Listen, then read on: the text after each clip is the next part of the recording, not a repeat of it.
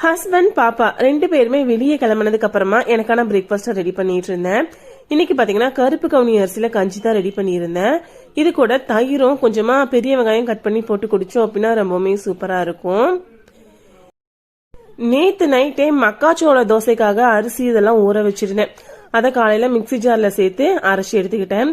உப்பு போட்டு கலக்கி வச்சுட்டோம் அப்படின்னா நைட்டு தோசை சுடுறதுக்கு கரெக்டா வரும். மதியத்துக்கு மேல கருப்புளுந்துல லட்டு செய்யலாம் அப்படின்ட்டு தான் ரெடி பண்ணிட்டு இருந்தோம். கருப்புளுந்து வெள்ளுளுந்து ரெண்டுமே அரை கப் எடுத்து நல்லா வாசம் வர வரைக்கும் ட்ரை ரோஸ்ட் பண்ணி எடுத்துக்கலாம். அப்புறமா 1/4 கப் நிலக்கடலை, 10 முந்திரி, ஒரு 4 ஏலக்காய் இதையுமே நல்லா வறுத்துக்கலாம். அதுக்கப்புறமா கடலைப்பருப்பு, பொட்டுக்கடலை இதெல்லாமே தனித்தனியா ரோஸ்ட் பண்ணி எடுத்து வச்சுட்டு நல்லா சூடானதுக்கு அப்புறமா கொஞ்சம் கொரப்பா அரைச்சி எடுத்துக்கலாம். இது கூட கருப்பட்டி அல்லது வெல்லம் நமக்கு பிடிச்ச மாதிரி சேர்த்து லைட்டா சுடுதண்ணி தெளிச்சு நம்ம உருண்டை பிடிச்சோம் அப்படின்னா சூப்பரான கருப்பு உளுந்துல லட்டு ரெடி ஆயிரும். இது பெண்கள் நம்ம அடிக்கடி செஞ்சு சாப்பிட்டோம் அப்படின்னா நமக்கு கால்சியம் சத்து அதிகமா இருக்கும், இரும்பு சத்து அதிகமா இருக்கும். நமக்கு பீரியட்ஸ் டைம்ல வர பெயின் எல்லாமே பாத்தீங்கன்னா கொஞ்சம் கண்ட்ரோல் ஆகும். வயசுக்கு வர பெண்களுக்கு பாத்தீங்கன்னா இதெல்லாம் கொடுத்தோம் அப்படின்னா ரொம்பவுமே நல்லா இருக்கும்.